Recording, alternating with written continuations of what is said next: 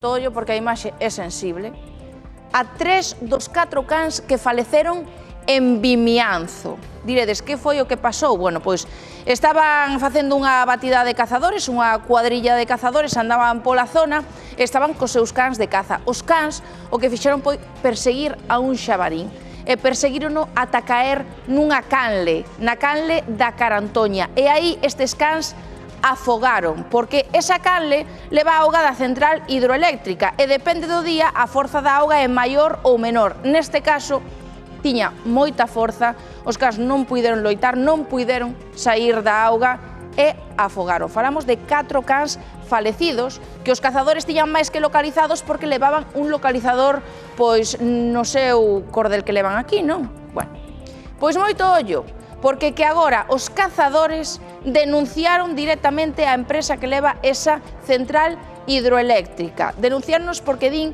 que a central está perimetrada, pero non ben perimetrada, porque hai reixas só nalgúnas zonas. Noutras, directamente, non hai absolutamente nada. E é precisamente por unha zona sen reixas onde se meteron estos cans e acabaron afogando. Mirade o triste ti denuncias de hoxe. Foi sábado pola tarde que estabades vos nunha batida de xabaril. Unha persecución do jabalí e cruzou dúas carreteras e ben chegou a un canal de agua, que é este que ven por aquí abaixo. Entonces os cans persiguen e o can chega á beira do canal. Entonces chega un momento que por pérdida de rastro o que sea, chegan á beira dun río, á beira dun canal, e tratan de buscar os rastros no outro lado.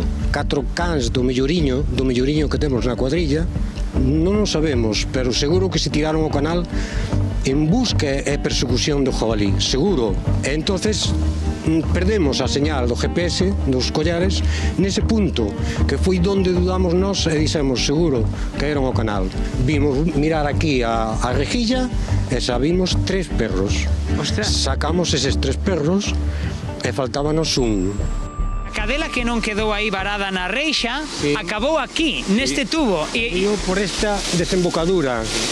E por aquí colle e volve ao río e sigue o curso hasta o mar. E fomos a recuperar 2 kilómetros máis abaixo. Todo por aquí, vese que aquí está todo protegido, non? Que hai unha reixa, que hai cartéis, pero claro, se nos continuamos camiñando, isto vai desaparecer. Desaparece, sí, desaparece. Nun 80% do canal desaparece. Inclusive hai momentos que son túneles e está totalmente desprotegido, nin señalizado. Onde caeron os cans foi nun destes tramos onde apenas hai seguridade. Non hai seguridade ninguna, ninguna. Imos facer o camiño inverso, imos camiñar cara atrás, a ver onde atopamos que baixan as medidas. Aquí non hai protección, non hai nada. Aquí calquera animal pode caer facilmente a agua, calquera persona que este aquí traballando, limpando a súa finca igual, calquera neno que veña co familiar pasear ou que veñan as setas igual, isto está totalmente desprotegido. Sabedes que velocidade leva esta agua aquí. Isto é aquí o que caia, como din no meu pueblo, 1000 vidas que teña. Temos unha denuncia posta no cuartel da Guardia Civil, sí. Estamos mirando a ver se nós temos dereitos a que nos indemnicen a pérdida dos cans, máis a pérdida dos collares, bueno, non valoraremos a pérdida que temos nós como cazadores, anímica e sentimental.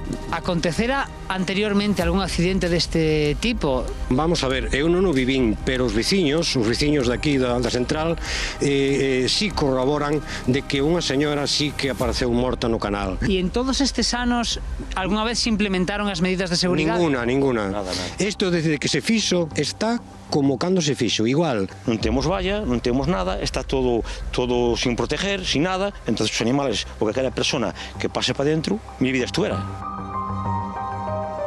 É moito